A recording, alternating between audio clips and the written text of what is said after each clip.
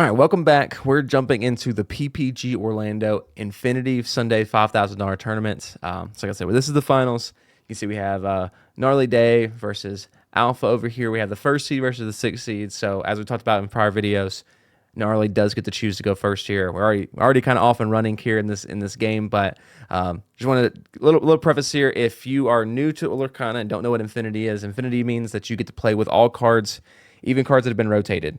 And so that means you're going to see a bunch of different cards you probably haven't seen in core. DLC Indianapolis is going to be a infinity format. So I think it's important for us to go ahead and start diving into this and looking at some of these old cards again, because they do hit you. And if you played on like the whole New World weekends, some of these cards might have hit you out of the blue like they did me. I know I saw cards come down. I was like, oh my gosh, I forgot that card even existed. So anyways, we're jumping in here. If that sounds interesting to you as we explore more Infinity going into the next set, make sure you hit the subscribe button, hit the like button. We'll have more content coming out from both PPG Orlando Infinity Tournament and the CCQs that are coming up after DLC Richmond. So jumping into this game, you can see as we nothing too out of the ordinary has happened so far. We had Gnarly develop 2 popsicles and ramp in the Hiram, and we saw Alpha go ahead and take that out with the human Sisu, right? Like that's such a great play. If you're on the draw there to, obviously Gnarly's going to be able to get those first 2 cards off, but in a red blue mirror matchup, it is so important to not let that Hiram get 2 sets of value. If it gets 2 sets of values, like you almost always lose that game. So Gnarly does only get 1, so it's a great play by Alpha. Gnarly does actually go into the Grammatala afterwards, let him look at the top 2 cards of his hand. Or top 2 cards of his deck, puts one in his hand, puts the other one on the bottom of his deck.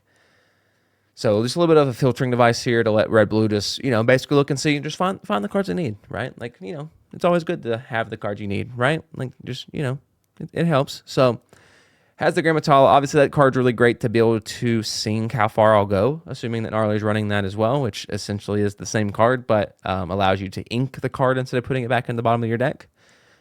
So let's see what Alpha decides to do afterwards. So he's playing a more item-based red blue deck. So that's a Maurice's Workshop.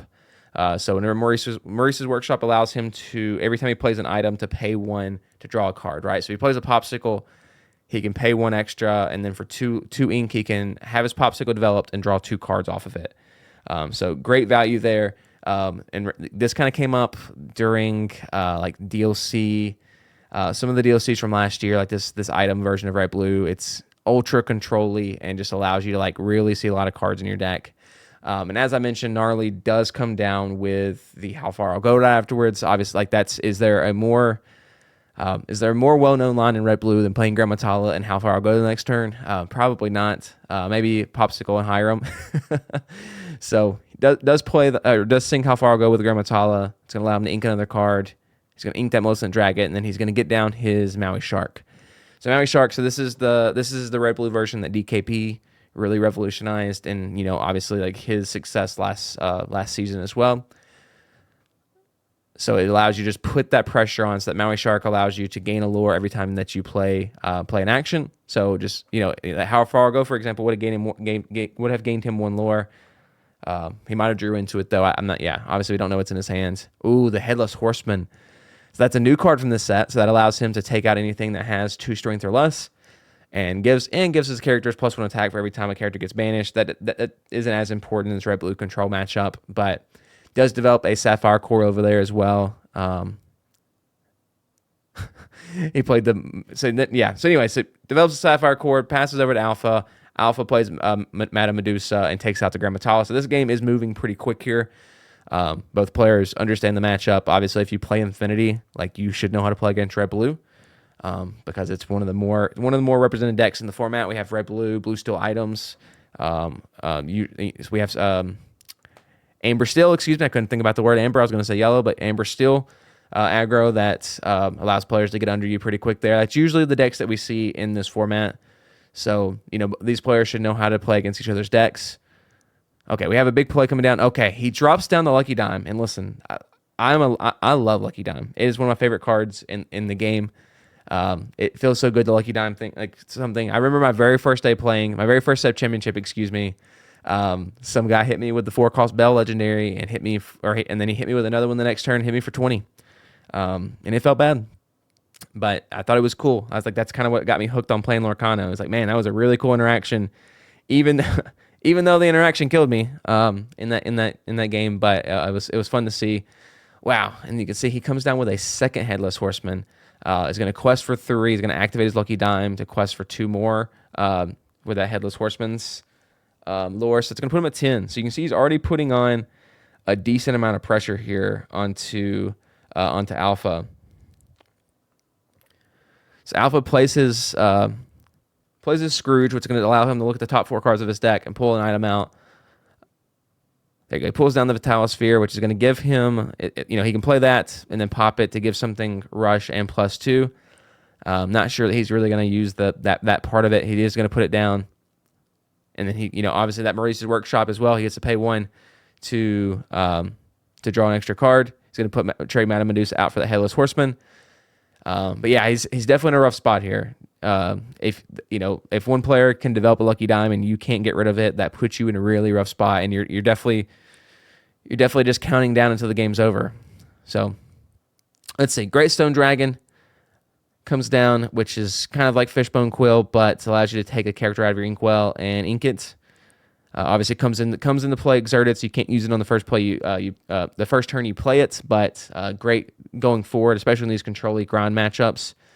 I think he did quest with the Headless Horseman and the Shark and proc Lucky Dime again, so I think he should be at 15. I don't think it's updated yet on the UI. They must not have hit it on the iPad there that they have at the desk. Yeah, Alpha is just, playing his popsicles, trying to dig through his deck to get rid of that Maui Shark. So he has a Brawl, he has a Human Sisu, but none of that's really going to help him out. He's going to play Sapphire Coil, which could help him out going into the future, right? If he can ink enough cards to get that below where he can Brawl it or Human Sisu it, right? Are options for him. But he has to survive that long, right? And I think Gnarly's at 15. Sorry. So anyway, does a lot of drawing, does a lot of hopefully finding his answers, but has to pass a turn back to Gnarly without developing anything on the board. Which this is how this item deck goes, right? Like it's a lot of times like you're like, oh, they're not gonna get me. There's nothing on their board. It's fine, and then they just win. They play a big Tomato with Lucky Dime, and you're like, well, I guess I just lose this game now, right? But Gnarly does develop his second high room of the game, takes out a Popsicle, draws 2 cards, procs that Great Stone Dragon to draw a card, then pops down a Tipo. I don't think he's going to activate the Tipo. I don't think he really needs to. It would be sad not to proc Lucky Dime this turn, though. So he is going to ink that Tamatoa, proc Lucky Dime onto Maui Shark, get to 16. And then probably quest with to get to 17? Yeah. Or no, he's going to sing How Far I'll Go, which will get to 17. So yeah, now next turn he is a... Wow, he draws him to Be Prepared. I think he got rid of Be Prepared there with that How Far I'll Go. Don't really need that when the player doesn't, when your opponent doesn't have any cards on the board, right? But yeah, he's at 17. Definitely threatening to win the game next turn unless Alpha can do something. Be Prepared would be nice for him here to clear this board. You can see he has Big Sisu. It's not really going to help him out too much. He has a Hiram. He's going to Ink Brawl. Play Little Sisu. That's going to take out both Hiram and the Tipo. So, that he does what he has to do there, but not able to get rid of everything else. So he does concede the match because, obviously that Maui Shark with the Lucky Dime was going to give him 19, and then any action that Gnarly had was going to finish the game, which in that deck, he probably has at least something in his hands that can get that 1 extra lore.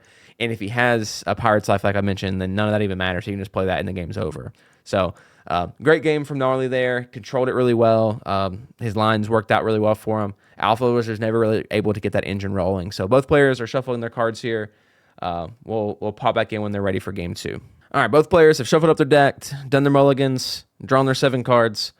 Now we're ready to play. Alpha starts with the Red Blues, the normal Red Blue play, ink a card, play a Popsicle. He does ink the Scrooge McDuck, which, feels a little bad, right? Like that's a really important card for this for this deck is finding those items to be able to just continue to just cycle through items and just continuing to cycle through draw.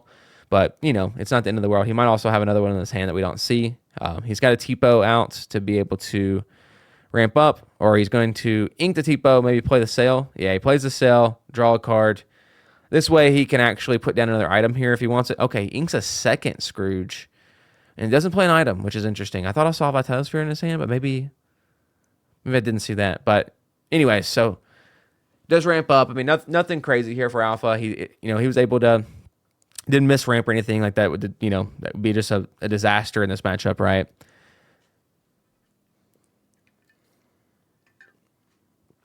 Okay, he did have the Vitalosphere, but he knew he was going to have to ink it next turn. So does that, and he plays an Alice, which definitely a tech card for this type of matchup, right? So Alice is able to put a chosen item into the player's inkwell. So it does give Gnarly an ink, but if Gnarly was trying to develop if he was trying to develop Hiram this turn, like that's pretty tough, which I think he was. So he ends up playing How Far I'll Go, which is not, it's not a bad parting gift. Inks a Tipo, plays his Popsicle there. So now he's up to 6 ink. He's not feeling terrible about that.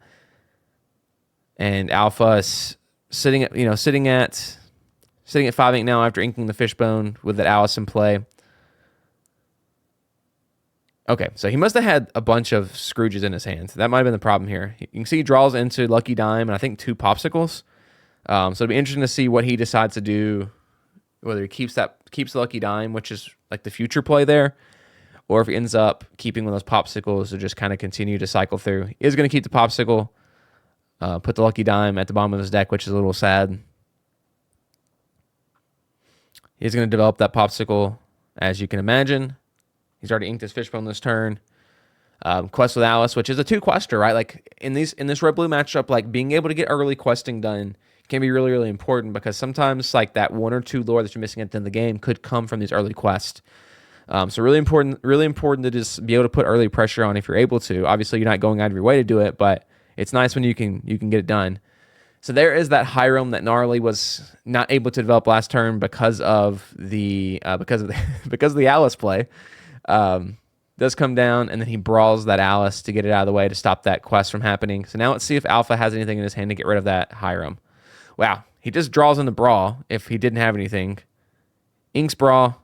Okay, Madame Medusa, the Hiram, get it out of the play. Quest with the Scrooge, you get up to 3. We'll pass turn from there. Again, like I mentioned last game, really, really important that you don't let that Hiram draw multiple turns. It can only draw once when you put it down. If it gets past that any other time, like this is a game of resources here in this red-blue matchup. Like whichever player has as many answers as possible is gonna do well.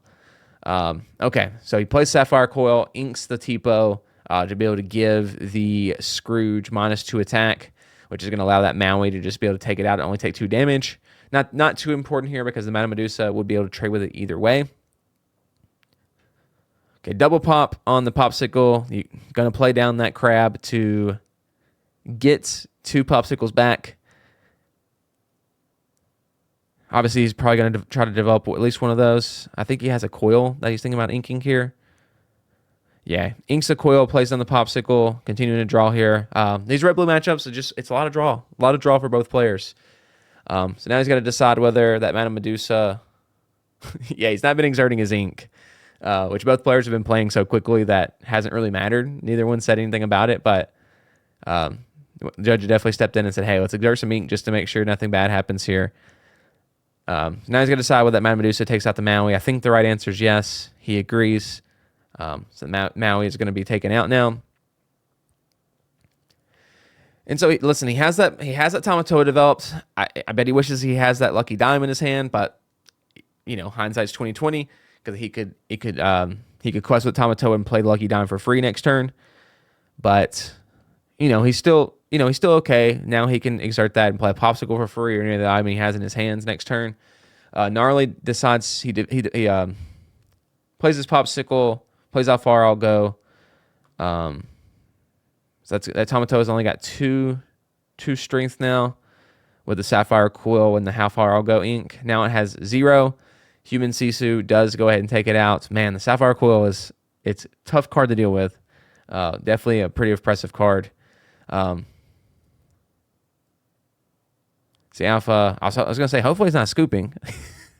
He's just counting his ink out here. Yeah, in these matchups, like, you can end up having like 15, 16 ink, and what are you going to do with it, right? Like, you got to be able to count it, know what you got, know what answers you can give. Wow, we have human Sisu-ception here. So the human Sisu is going to take out the human Sisu for Gnarly. He is going to go ahead and develop that Maurice's Workshop. He's going to ink a Fishbone Quill.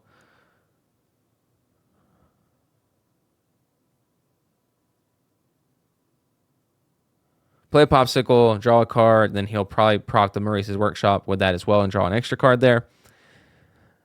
So yeah, like, good. Excuse me, good turn for Alpha there.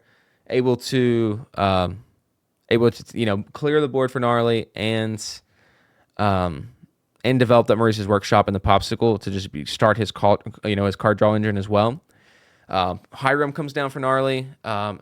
That Headless Horseman is doing a lot of value here in this red blue mirror. We see the Madame Medusa in Alpha's hands. I'd imagine that's probably going to come down to get rid of that Hiram, as we've seen a few times. Oh no, he's going to start with his own Hiram. Draw 2 cards here. I'm not sure how much ink he has. Obviously, it's a good amount, so he still might be able to play the Madame Medusa here potentially. He does have another Hiram, so he could double Hiram and take out the other Popsicle as well. Just get a lot of card draw.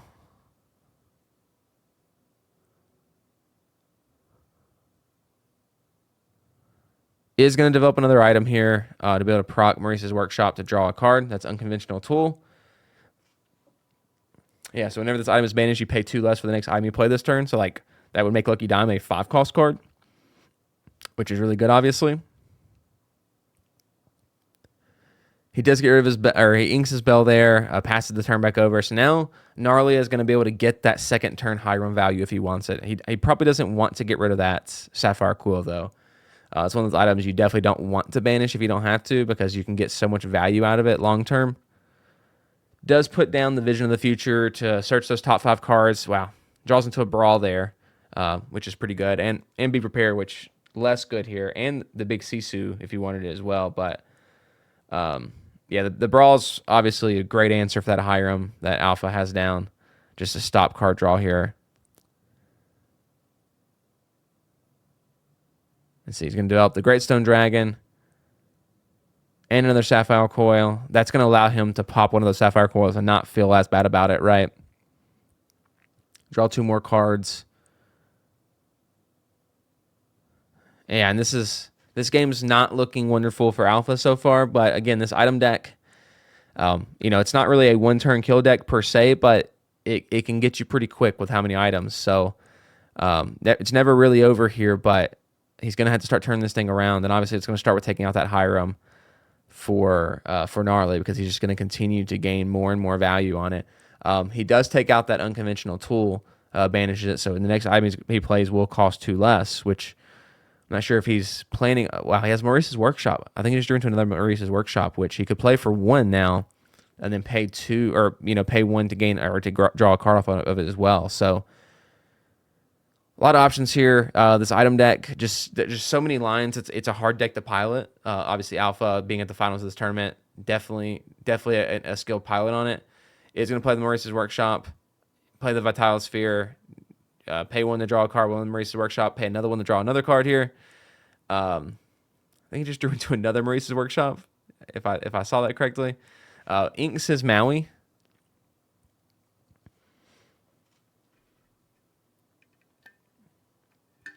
Play Sapphire Coil, which is his last 2 ink. So he can't play anything about Maurice's Workshop with that. But he's developed 5 items now. So a Tamatoa is going to hit for 6. So yeah, he's definitely putting some pressure on Gnarly. Like you definitely want to make sure that you're like trying to get closer to finishing this game, because the longer the Alpha can stick around, the more items he can develop, which then is going to make that Tamatoa be even more and more valuable as this game goes on.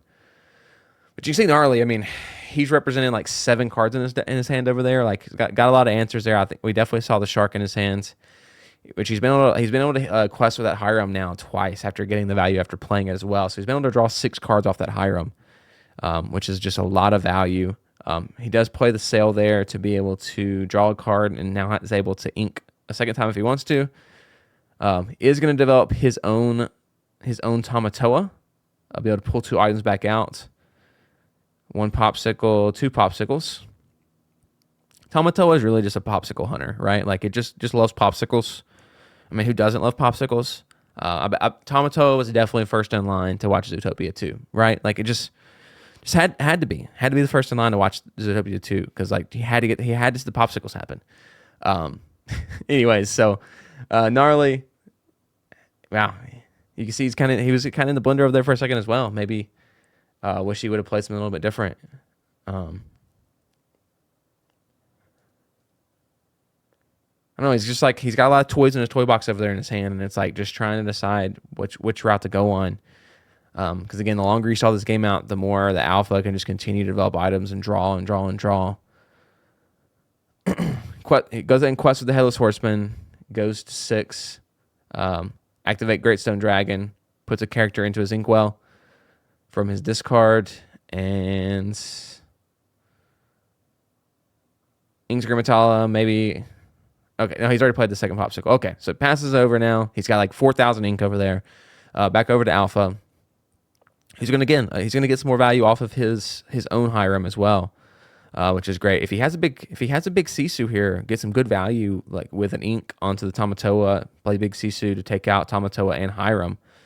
And if he can double ink, he could actually just clear board here. So if he has Fishbone to play, maybe a Sail or a Tipo, like a lot of value that he can generate here with a big Sisu play if he has it in his hands. I would assume he has it in his hands. Just he's done a lot of digging, but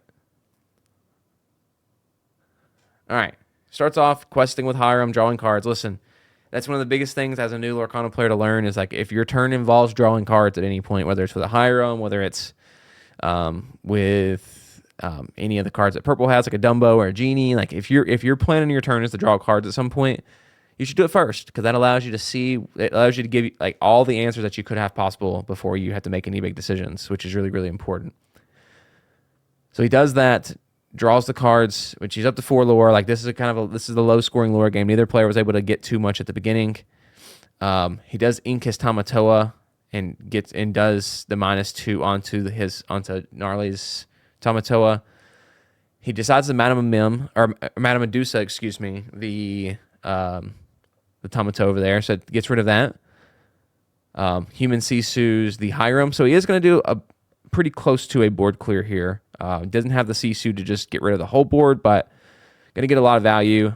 Actually, wow, he does pop the Vitalosphere and uses that Human Sisu to go ahead and take out that Headless Horseman. So that was a full board clear. So yeah, really great play there from Alpha.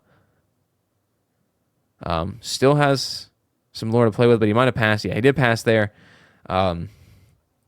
Yeah, good, great. Again, great turn there for him. Able to. Okay, he didn't exert off his sync. Yeah, I mean, I agree. It can be hard to follow as a viewer to know what he had left. I thought he still had those 4 left, but he did use those. Popping that Vitosphere as well, which cost the lore as well, or cost an ink as well. So anyway, passes it back over to Gnarly. Gnarly's, board's clear. He didn't take that. Be prepared to be able to clear the board. So he does have Human Sisu though, to get rid of that. Hiram to stop Alpha from being able to draw that. He does have the 2 Maurice's Workshop though, which is going to give him so much value with every item that he plays. And there's that shark, which super important. The shark in Gnarly's build here to just be able to like slowly chip away at lore. Plays the hideaway to be able to put one of those Maurice's Workshop into the Inkwell, which does gain him a lore. But that's all you do in his turn. Again, great turn there. Develops his shark, gets rid of one of the Maurice's Workshop, so it stops Alpha's draw engine a little bit here. You can see him picking up his Inkwell, and like he's gonna have to like go get some power tools to pick it up from now on. Like he's sitting at I think 12. I think if he's got stacks of 4 there, I think that's what he did. Could be 15 though. Someone hit the camera. Okay, plays his Tamatoa, which is going to allow him to pull 2 items back out. Probably pull out some popsicles to be able to, his 2 popsicles. So now he can just cycle through some cards here a lot. So play the popsicle, activate the Maurice's Workshop, and just draw away, right? So there's one. Gonna draw there. Activate Maurice's Workshop. Draw another one. Or no, he's not gonna activate Maurice's Workshop. He's just drawing with that. Now he is. Draw an extra card for that one. Let's see if he has an answer for the shark this turn, right? So, like the DKP build of Red Blue, like it's so important to get rid of that shark whenever it comes out because the value just continues to grow and grow and grow. He does have his Scrooge this time, so Scrooge can be played by paying for ink or exerting 4 items to be able to play that for free, and then look at those. Look at the top 4 cards to get another item, right? So that's definitely the way you want to play Scrooge. Most of those items don't really matter if they're exerted, right? So it does that. It pulls the Fishbone Quill out, plays another popsicle. So yeah, like I said, these items are just like slowly starting to multiply here for Alpha on his side of the board. Activates the Fishbone Quill, or plays the Fishbone Quill, is going to activate it as well. Inks a card, which that's the difference, or the difference between like what we have now in inking, which almost always goes into the ink while exerted. Fishbone Quill lets you play with that ink that turn if you want to. The Alpha, you can see like he's having to do a little bit of work to pick up all that ink. All right, so passing back over to Gnarly. So Gnarly starts off his turn by activating playing Vision of the Future, which again lets him look at those top 5 cards, but also gives him a lure from that shark, which is really important. I think I see a big Sisu in Alpha's hand. So that the big Sisu is really an important card in his hand right now because he has that Fishbone Quill. So Fishbone Quill along with inking is going to be able to take that down, take that shark down to 3 strength. So if he can find one other way to reduce, like one more ink somehow, whether it's another Fishbone Quill or a Sail or a Tipo, it's going to allow him to big Sisu both the little Sisu and the shark for Gnarly. Or the Fishbone Quill with the ink would be able to let him like Madame Medusa it, or a lot of options here. But the Fishbone Quill with the Sapphire Quill is like really important combo in this deck. Just be able to like reduce the strength of characters on his opponent's side there. So obviously look through his vision there for Gnarly. Pulled a card out. So you can see he has another Hiram in his hand. So he's probably will start. No, okay. He starts off with Lucky Dime, procs it onto the shark. Is going to develop a Sapphire Quill. He's going to quest with Human Sisu and the shark. Puts him up to 9, I think. He's going to ink another card with Greystone Dragon. And the reason that he can do this is because Maui Shark and Human Sisu are both evasive characters.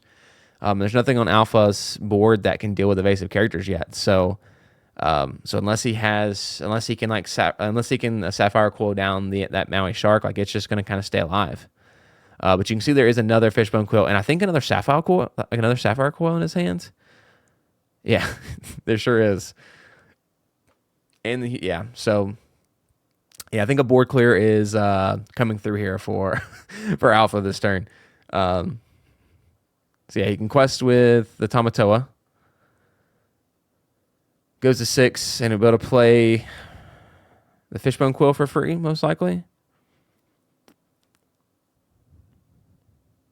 Whether he plays Sapphire Quill or Fishbone Quill for free, he's going to be able to activate his Maurice's Workshop and draw a card as well. So ends up playing the Sapphire Quill for free. Doing some housekeeping over there on his side of the board. Activates Maurice's Workshop to draw a card.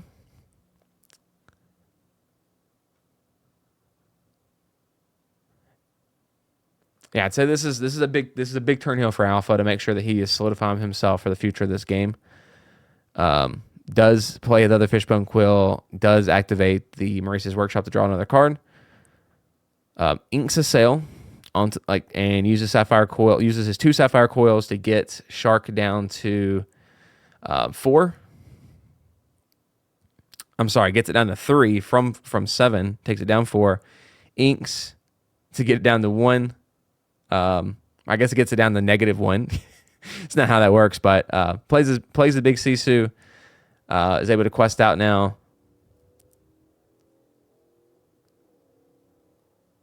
and passes the turn over the gnarly. Yeah, like I said, that was a big turn for him. He's able to just clear the board completely.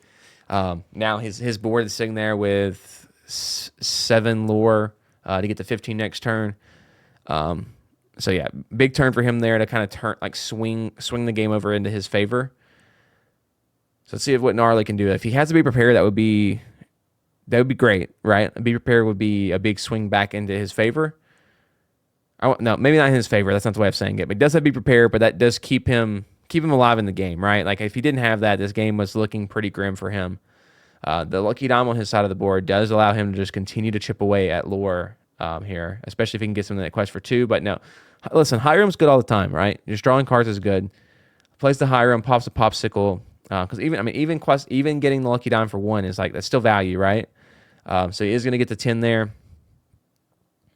And then probably activate the Grandstone Dragon and put something into his Inkwell. Yeah, there we go. Puts that in there. Puts him at a bunch of ink, right?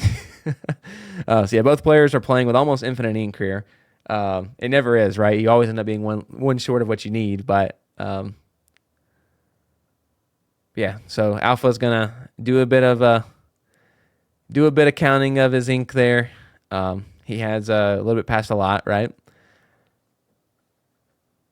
But yeah, gnarly. I mean, like I said, while he's counting this, this game is in an interesting spot because obviously Alpha has answers here, right? Alpha can take out this Hiram pretty easily. He has a big CC who has a brawl. He has a lot of answers there, but I'm not seeing Lucky Dime in his hands, which is what he's going to need to try to put this game away. So yeah, he's going to brawl the Hiram as you see, right? Happens every once in a while.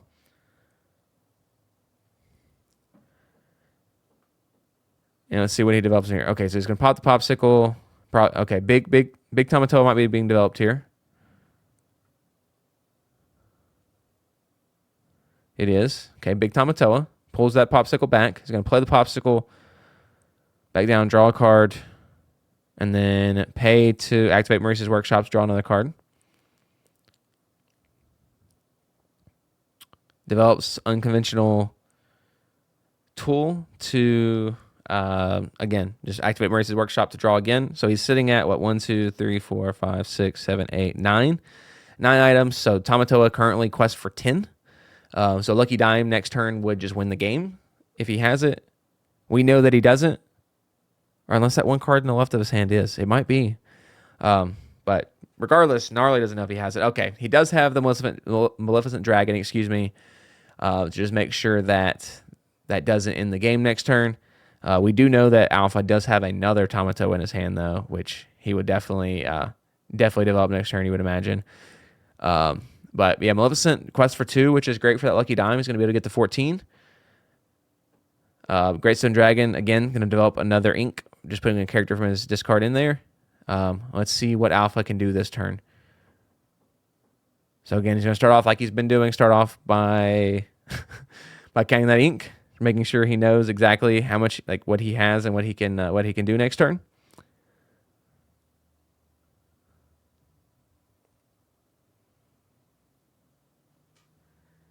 So yeah, Gnarly. So if the board's not cleared here for Alpha, Gnarly is currently representing 16 with the Maleficent, Lucky Dime with the Maleficent for 18, and Grammatala for 19, right? So he's representing 19. So not exactly lethal, but if he has a Tamatoa or something like that, then that would be lethal. I'm not sure if Gnarly is running Tamatoa, but if he is, that would represent lethal. I don't think DKP's package runs that, but if it does, it's there. So he starts off by playing the Hiram, drawing some cards.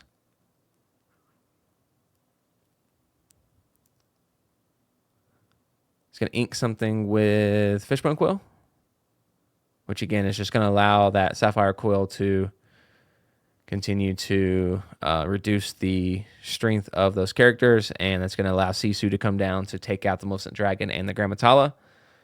And he's going to pass turn back over now, so after representing that Hiram and Sisu. So again, this game is just kind of swinging back and forth as this mirror usually does. Both players are in a decent spot here. I wouldn't say that either player the Tamatoa comes down 5, so it hits for 6. So that is just going to be game. Wow. So Tamatoa, I mentioned, I was like, I don't know if he runs that in his list, the Tamatoa. Wow. And the next card he draws is the Lucky Dime that he was looking for basically the whole game. That feels really bad. Feels really bad for Alpha. But what can you say? Yeah, so Gnarly, like I said, that the one card he needed to draw there to take the game was that Tamatoa. Draws it, was able to Lucky Dime it, and hit for exactly 6, which is what he needed. So great way to finish the game from Gnarly. Takes the finals 2-0. Great series from both players. Again, Alpha was just like looking for that Lucky Dime and just could not find it. And it's always that next card you draw when the game's over, right? So great game by the players. Again, this is Infinity, a little bit different than the core format that we've been looking at, but as we move into DLC Indianapolis after Richmond, Infinity is going to be the format that really matters. That's what the format of that DLC is going to be. So we're going to explore more of those games as we continue on here. So if you liked it, make sure to like this video, subscribe to the channel, and we'll have more coming. See you next time.